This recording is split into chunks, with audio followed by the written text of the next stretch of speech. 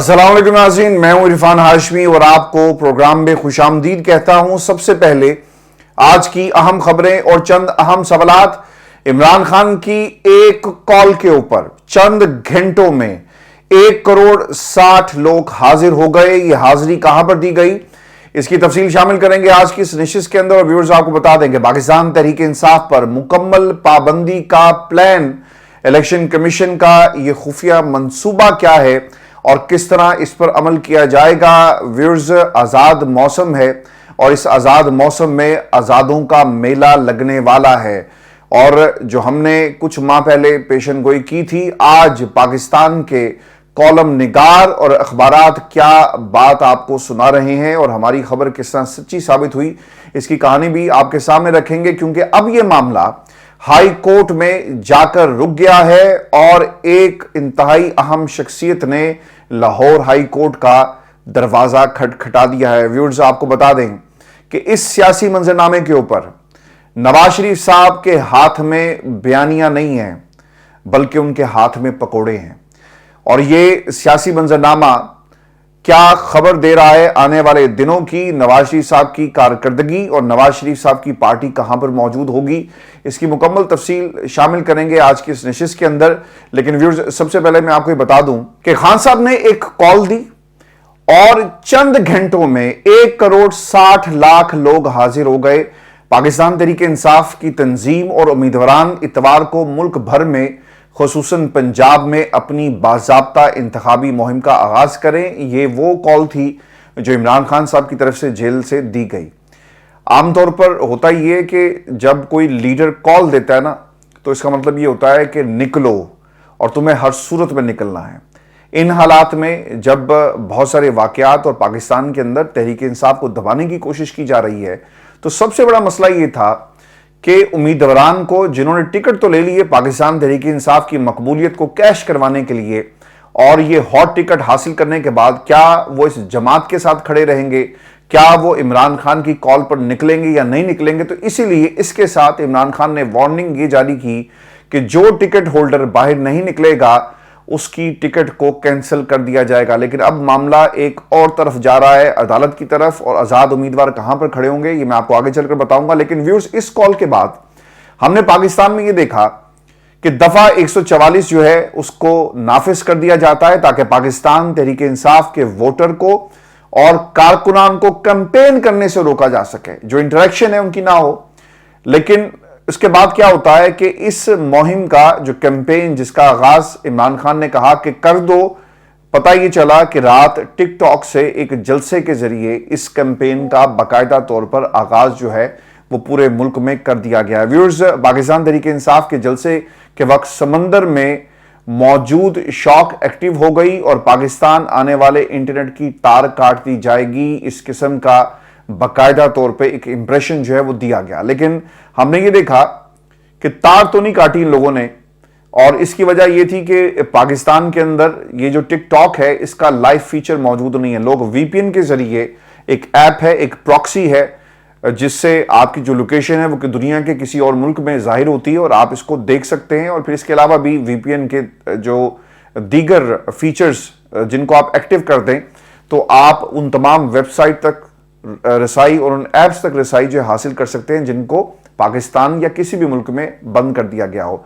Officially Pakistan में ये जो टिकटॉक के ऊपर लाइव फीचर है ये मौजूद नहीं है। अगर आप बाहर से इस फीचर के जरिए लाइव होते हैं तो ऑब्वियसली पाकिस्तान में आप देख तो सकते हैं, लेकिन पाकिस्तान के अंदर से इस फीचर को एक्सेस जो है वो नहीं किया जा सकता। लेकिन व्यूअर्स, इसके बावजूद हमने ये देखा कि कुछ ही घंटों में आनन फानन इस जलसे के जो टोटल लाइक्स थे वो तकरीबन 1 करोड़ 60 लाख से भी ज्यादा तजावज कर गए। और व्यूअर्स, इन नंबर्स को देखने के बाद अब लग ही रहा है कि कुछ दिनों में पाकिस्तान में टिकटॉक पर मुकम्मल पाबंदी जो है वो लगा दी जाएगी। चूंकि खान साहब कॉल देते हैं, आप दफा 144 लगा देते हैं।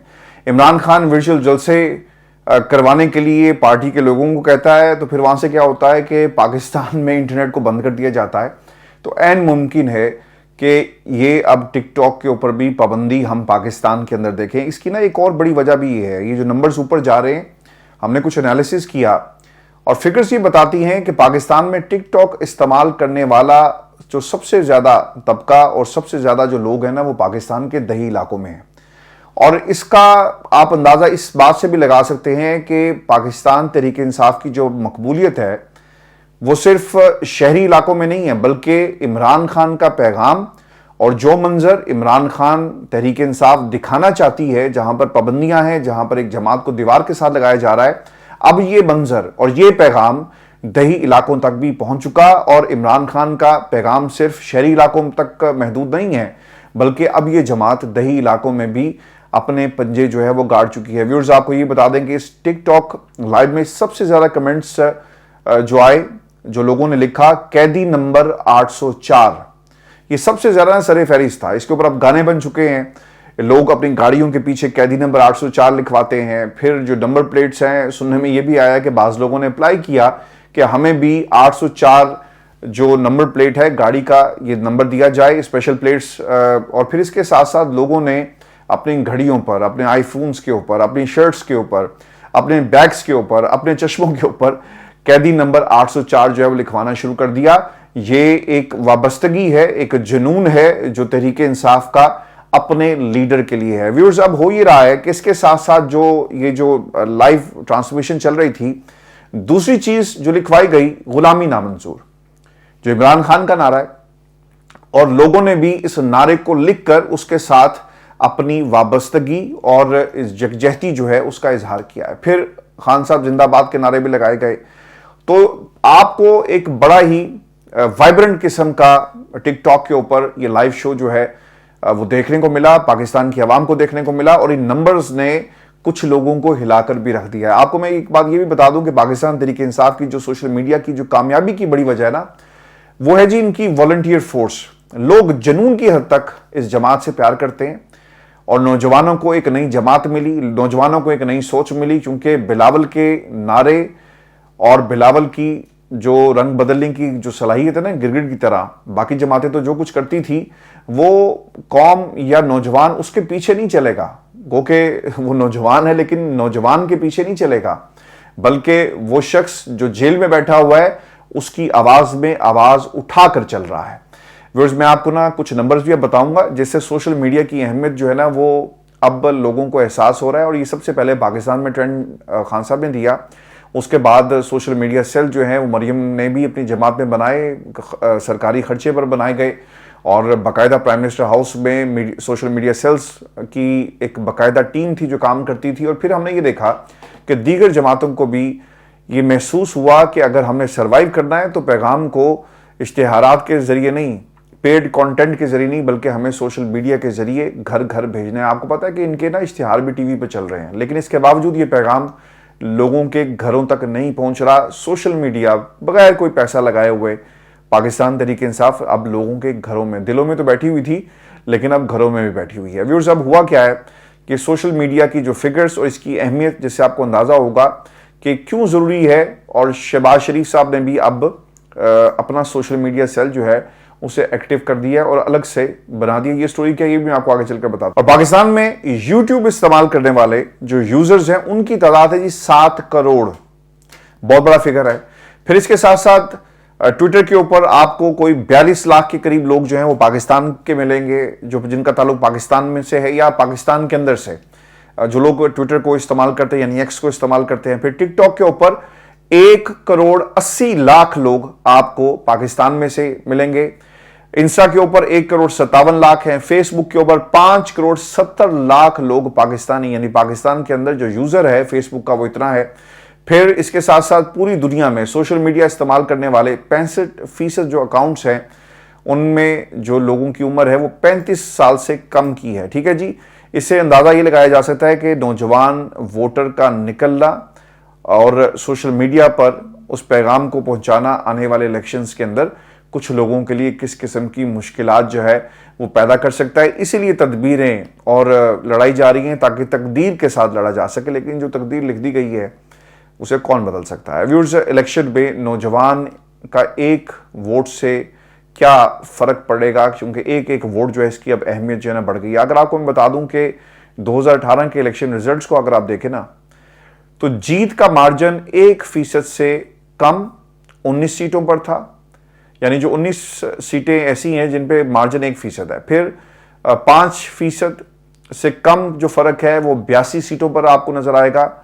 کسی بھی الیکشن میں بہت سی سیٹیں بہت سے کم مارجن سے جیتی جاتی ہیں, تو اس الیکشن میں ایک ایک ووٹر کی اہمیت ہوگی, اور نوجوان ووٹرز اس میں کافی اہمیت کا حامل جو ہے وہ ہمیں نظر آ رہا ہے. اب نون لیگ کیوں پیچھے ہے, آپ کو میں بتا دوں کہ سلمان شبیر ہمارے دوست ہیں آسٹریلیا سے, وہ اکثر ہمارا پروگرام بھی دیکھتے ہیں. اگر آپ پروگرام دیکھ رہے ہیں تو سلمان, یہ آپ کے لیے, انہوں نے ایک سٹڈی کی اور پھر یہ خبر ڈان اخبار میں بھی لگی, جس میں انہوں نے بتایا تھا کہ پاکستان اگر اوورسیز کا ووٹ بینک اس میں شامل کر لیا جائے تو یہ الیکشن کس طرح سے نتائج جو ہیں بدل سکتے ہیں. پھر انہوں نے یہ بھی ایک سٹڈی کی تھی کہ مختلف حلقوں کے اندر جو جیت کا مارجن تھا وہ کتنا تھا, اور اس جیت کے مارجن میں کس نے کیا کردار ادا کیا. بڑی ایک مفصل رپورٹ آئی تھی, اور اس میں بھی یہ تمام چیزیں انہوں نے بڑے تفصیل کے ساتھ بیان کی. اب ویورز, نون لیگ کیوں پیچھے ہے؟ پاکستان مسلم لیگ نون کے اندر دھڑے بندی آپ کو بہت زبردست قسم کی نظر آئے گی. نواز کیمپ, شہباز کیمپ, اور پھر سوشل میڈیا پر بھی اس کی ایک جھلک نظر آتی ہے. نون لیگ کے فیس بک اور ٹویٹر کو غور سے اگر آپ دیکھیں نا جا کر ابھی, تو وہاں پر آپ کو صرف نواز شریف اور مریم نواز سے متعلق جو ہے وہ مواد ملے گا, اور تواتر کے ساتھ اس مواد کو شیئر کیا جاتا ہے. اس کی وجہ یہ ہے کہ نون لیگ کے سوشل میڈیا کے جو لوگ ہیں نا جی, وہ مریم نواز کے کیمپ میں سے ہیں, اور مریم کا جب کی بات ہوتی ہے تو مریم نے جو کہنا ہے وہی ہوگا. یہ وجہ تھی کہ شہباز شریف صاحب نے اپنا سوشل میڈیا سیل جو ہے نا وہ الگ کر لیا. آپ کو شہباز شریف کی تصویریں نظر نہیں آئیں گی, آپ کو حمزہ تو خیر سرے سے نظر نہیں آئے گا. تو اب ایک نئی ٹیم جو ہے شہباز شریف صاحب کی, سوشل میڈیا کی جو نئی ٹیم انہوں نے رکھی ہے, الگ ٹیم رکھی ہے, وہ ان کے پیجز کو سوشل میڈیا کے اوپر جو ہے وہ کنٹرول کر رہی ہے. اچھا ویورز, اب یہ جو پاکستان تحریک انصاف کو مکمل جو ہے خاتمے کی جو بات کی جا رہی ہے, اصل میں یہ پلان کیا تھا؟ پلان یہ تھا جی کہ سپریم کورٹ پاکستان نے بلے کا نشان آپ سے واپس لیا, تو سوال یہ کھڑا کیا گیا کہ ان آزاد امیدواروں کا کیا ہوگا. پاکستان تحریک انصاف بطور جماعت تو سائٹ پہ ہو گئی, لیکن اگر پارٹی کا نشان آپ کے پاس نہیں ہے تو آزاد امیدوار ایسی پارٹی کے اندر نہیں جا سکتے. اب اسے باقاعدہ طور پر اسٹیبلش جو ہے وہ مختلف بیانات کے ذریعے کیا جا رہا ہے, یعنی ایک ماحول جو ہے بنایا جا رہا ہے. اچھا, جن رولز کا یہ سہارا لے رہے ہیں وہ میں آپ کے سامنے پڑھ دیتا ہوں. یہ رولز کیا کہتے ہیں؟ الیکشن کے 2017 کی سیکشن 94 کے مطابق آزاد امیدوار 3 روز میں سیاسی جماعت میں شمولیت کا اعلان کرے گا, اور یہ جو میلہ لگنا ہے نا صرف 3 دن کا ہوگا. کون کس کے ساتھ جا کر کھڑا ہوگا, کیا یہ آزاد امیدوار جو ہیں اگر کسی پارٹی میں شریک نہیں ہوتے, اور رولز یہ کہتے ہیں کہ اگر آپ کے پاس کسی سیاسی جماعت کے پاس نشان نہیں تو یہ کسی دوسری جماعت پہ نہیں جا سکتے. آپ کو دوسری جماعت میں آپ جا سکتے ہیں, لیکن آپ اس جماعت پہ نہیں جا سکتے جس کا انتخابی نشان نہیں. تو پھر حکمت عملی کیا ہوگی؟ کیا پیپلز پارٹی ان کے اوپر جو ہے مختلف آفرز کر کے ان کو اپنے کیمپ میں شامل کرے گی, نون لیگ کرے گی, یا دیگر جماعتیں کریں گی؟ تو اس حوالے سے باقاعدہ طور پر اب یہ رولز جو ہیں انہیں اسٹیبلش کیا جا رہا ہے. پھر ویورز, ایک جو اہم بات تھی کہ الیکشن کمیشن اس حوالے سے کیا کہتا ہے. الیکشن کمیشن کے ایک افسر کے مطابق جو کوٹ ہوا ہے کہ الیکشن رولز کے مطابق آزاد امیدوار اسی سیاسی جماعت میں شمولیت اختیار کرے گا جسے الیکشن کمیشن کی جانب سے انتخابی نشان جاری کیا گیا ہو, اور تحریک انصاف کو انتخابی نشان جاری نہیں کیا گیا. اب دیکھ لیں کہ کس طرح سے دروازے جو ہیں پارلیمانی سیاست کے عمران خان پر ختم کرنے کی کوشش کی جا رہی ہے. اور اب پلان بی یا سی کیا ہوگا, لیکن یہ پلان جو ہے آزاد امیدواروں کا, اور پھر پلان سی جو پاکستان تحریک انصاف کا تھا, اس سے پہلے دیکھنا یہ ہوگا کہ طاقتور حلقے میاں نواز شریف صاحب, باؤ جی, یا پھر دیگر آئی پی پی اور دیگر جتنے لوگ ہیں, ان کی جو کیمپس ہیں ان کے کیمپس کے اندر یہ تعداد جا کر شامل ہوتی ہے نہیں, یا ان کا پلان بی جو ہے وہ ایکٹیو ہوگا یا نہیں ہوگا, جو کہ مجھے نظر آ رہا ہے کہ پلان بی جو ہے وہ ایکٹیو بھرپور طریقے سے کر دیا جائے گا. اب انتخابات کے بعد ویورز پاکستان کے اندر ہمیں تو ایک سیاسی بحران نظر آ رہا ہے, اور سیاسی جماعتیں جو مرضی بات کریں کہ ہم اس میں شامل ہوں گے یا نہیں ہوں گے یا لوگوں کو لیں گے. بلاول تو کھلم کھلا کہہ رہے ہیں نا جی, انہوں نے تو اپنا بیانیہ بھی بنا دیا کہ ہم اپنے بلبوتے پہ نہیں بلکہ آزاد امیدواروں کے ساتھ مل کر حکومت بنائیں گے. اب یہ معاملہ نا ہائی کورٹ چلا گیا ہے. ہائی کورٹ گیا جی, وہاں پر سلمان اکرم راجہ صاحب جن کی ایک ویڈیو بھی وائرل ہے, قرآن کے اوپر وہ حلف اٹھا رہے ہیں, پھر اس کے بعد انہوں نے اس کی وضاحت بھی دی کہ وہ کیوں حلف اٹھا رہے تھے۔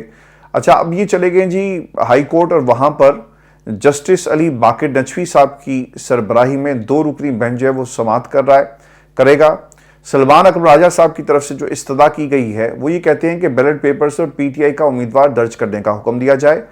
سلمان اکرم راجہ نے خود کو آزاد امیدوار قرار دینے کا الیکشن کمیشن کا اقدام جو ہے اسے چیلنج کیا، اور ان کی طرف سے یہ موقف اختیار کیا گیا کہ پاکستان تحریک انصاف 1996 سے الیکشن کمیشن میں بطور سیاسی جماعت رجسٹرڈ ہے۔ درخواست میں موقف اختیار کیا گیا کہ سلمان اکرم راجہ این اے 128 سے پی ٹی آئی کی حمایت یافتہ امیدوار ہیں، اور درخواست میں نقطہ اٹھایا گیا کہ انٹرا پارٹی الیکشن نہ کرنے پر انتخابی نشان واپس لے لیا گیا، پارٹی تاحال موجود ہے، اور یہ دلیل یہ دیتے ہیں کہ الیکشن کمیشن نے اس پارٹی کو ڈی لسٹ نہیں کیا، پارٹی آج بھی رجسٹرڈ ہے الیکشن کمیشن میں، ان کے پاس نشان نہیں ہے، اس کی وجہ انٹرا پارٹی الیکشن تھے، یعنی پارٹی کا وجود ہے، الیکشن جو سمبل ہوتا ہے وہ الیکشن کے لیے ہوتا ہے، اور پارٹی جو ہے وہ انٹیکٹ ہے، لہٰذا انہیں پاکستان تحریک انصاف کا امیدوار ڈکلیئر کیا جا سکے تاکہ اس سازش کو جو کھڑی کی جا رہی ہے، رچائی جا رہی ہے، کسی طرح روکا جا سکے۔ لیکن جب نعرے لگیں گے کہ ہم انہیں اپنے پاس اپنی جماعتوں میں شامل کریں گے، میرا خیال ہے بلاول نے جو نعرے لگا کر اور جس طرح سے سیاست کو اوپن کر دیا، جا کے کہ ووٹر جو اپنا ووٹ ضائع نہ کرے اور ہم حکومت بنائیں گے، میرا خیال ہے کہ لوگ چکنے ہو گئے، اور انہوں نے کہا کہ یار یہ لڑکا کیا بات کر رہا ہے۔ تو جو لڑکا تھا اس نے اپنا پلان سب کو بتا دیا، اور اب اس کے اوپر کس طرح عمل کرنا ہے اور کس طرح رولز کو بینڈ کرنا ہے، اب آپ دیکھیں گے الیکشن کمیشن اور جو جج صاحبان ہیں جو چکر کے سلطان ہیں وہ دیکھیں کیا کرتے ہیں۔ اور ویورز، کئی ماہ پہلے میں نے آپ کو یہ خبر دی تھی کہ آنے والا الیکشن اور سیاسی منظرنامہ اس میں آزاد امیدواروں کی ایک خاص اہمیت ہوگی، اور یہ الیکشن سیاسی جماعتوں کے لیے آزاد امیدواروں کا مرہون منت ہوگا۔ اور آج الحمدللہ جو ہماری پریڈکشن تھی، جو ہماری پولیٹیکل اسیسمنٹ تھی، وہ ہو بہو اس طرح سچی ثابت ہوئی کہ پاکستان کے ٹاک شوز اور پھر سیاسی جماعتوں کے بیانیے، تقریریں، ان میں آزاد امیدواروں کے بارے میں بات ہو رہی ہے، کالم لکھے جا رہے ہیں، اور خبریں یہ بتا رہی ہیں، قوانین جو ہیں انہیں اٹھا کر دیکھا جا رہا ہے کہ آزاد امیدوار جو ہیں وہ کیا پاکستان تحریک انصاف میں رہ سکتے ہیں یا نہیں رہ سکتے، اور پھر یہ کس جماعت کے ساتھ جائیں گے۔ یعنی پورے کے پورا جو سیاسی منظرنامہ ہے وہ اس وقت آزاد امیدواروں کے گرد گھوم رہا ہے۔ ویورز، اسی پلیٹ فارم کے اوپر وہ جو پولیٹیکل اسیسمنٹ تھی اس کا حال احوال میں نے آپ کے سامنے رکھا، اور اب ہو یہ رہا ہے کہ سہیل وڑائی صاحب نے ایک کالم لکھا، آزادوں کا میلہ، اور اس کالم کے اندر انہوں نے پاکستان کا جو سیاسی منظرنامہ اور آئندہ انتخابات کے اندر جو سب سے اہمیت حامل کرنے والی چیز ہے وہ ہے آزاد امیدوار۔ وہ کیا کہتے ہیں جی کہ آئندہ انتخابات کا جو نقشہ سامنے آ رہا ہے وہ بہت ہی عجیب و غریب ہے، ایسے لگ رہا ہے کہ ہم دوبارہ سے 1985 کی غیر جماعتی انتخابات کی صورتحال کی طرف رواں دواں ہیں۔ اب تک جو اعداد و شمار سامنے آئے ان کے مطابق 1985 میں قومی اسمبلی کے انتخابات میں 1088 آزاد امیدوار تھے، جبکہ 2024 کے انتخابات میں 3248 آزاد امیدوار سامنے آئے۔ لگتا یوں ہے کہ پارٹیاں پیچھے رہ گئی اور آزاد امیدواروں کا میلہ لگ گیا۔ باجوہ ڈاکٹرین میں کہا جاتا تھا کہ 1985 سے جو غیر جماعتی، غیر نظریاتی لوگوں کا کلچر پیدا ہوا اسے ختم کیا جائے گا۔ 2024 کے انتخابات سے لگ رہا ہے کہ وہی غیر جماعتی اور آزاد امیدواروں کا کلچر بحال ہو جائے گا۔ یہ لوگ نہ جماعتی ڈسپلن کے پابند ہوں گے اور نہ ہی ان کے کوئی نظریات ہوں گے۔ یہ ترقیاتی فنڈز کے لیے ہر سیاسی اور اخلاقی اصول کو پامال کرنے کو تیار ہوں گے۔ آپ کے سامنے میں ایک چھوٹی سی اگزامپل رکھ دیتا ہوں کہ ایم کیو ایم پچھلی حکومت میں عمران خان صاحب کے ساتھ بیٹھی ہوئی تھی، رجیم چینج ہوئی، پھر ایک اور حکومت آئی تو شہباز شریف صاحب کے ساتھ بیٹھی ہوئی تھی، اور اس سے پہلے بھی ایم کیو ایم ہر حکومت کا حصہ کیوں ہوتی ہے؟ چونکہ جب انہیں اشارہ ہوتا ہے بیٹھ جاؤ وہ بیٹھ جاتی ہے، اٹھ جاؤ وہ اٹھ جاتے ہیں، کھڑے ہو جاؤ وہ کھڑے ہو جاتے ہیں۔ تو ایسی جماعتیں اور ایسے امیدوار جن کا کوئی ڈسپلن کسی کے انڈر وہ نہیں آتے، اگر جماعتیں استعمال ہو سکتی ہیں تو جسٹ امیجن کہ شخصیات جن کی حیثیت صرف ایک ووٹ کی ہے وہ کس طرح سے استعمال ہوں گی، اور پسند اور ناپسند کی بات جو ہے وہ کون کون جو ہے وہ کرتا ہوا آپ کو نظر آئے گا۔ پھر یہ بھی انہوں نے لکھا کہ جب نواز شریف صاحب نے لندن سے آنا تھا تو ریاستی حکمت عملی یہ نظر آ رہی تھی کہ سارا اقتدار اور اختیار बाऊजी की झोली में डाल दिया जाएगा। सोहेल वरैसी साहब यहाँ पर आए तो मेरी उनसे मुलाकात भी हुई और उन्होंने उस खबर का भी जिक्र किया जो हमने राना शमीम के हवाले से यहाँ से बरतानिया से एक खबर जो है ब्रेक की, और ये एक्सक्लूसिव डिटेल्स जो हैं जब अखबार में एक्सप्रेस ट्रिब्यून में लगी और मेरे नाम के साथ ये खबर छपी तो इस खबर का जिक्र बाऊजी के सामने भी किया गया।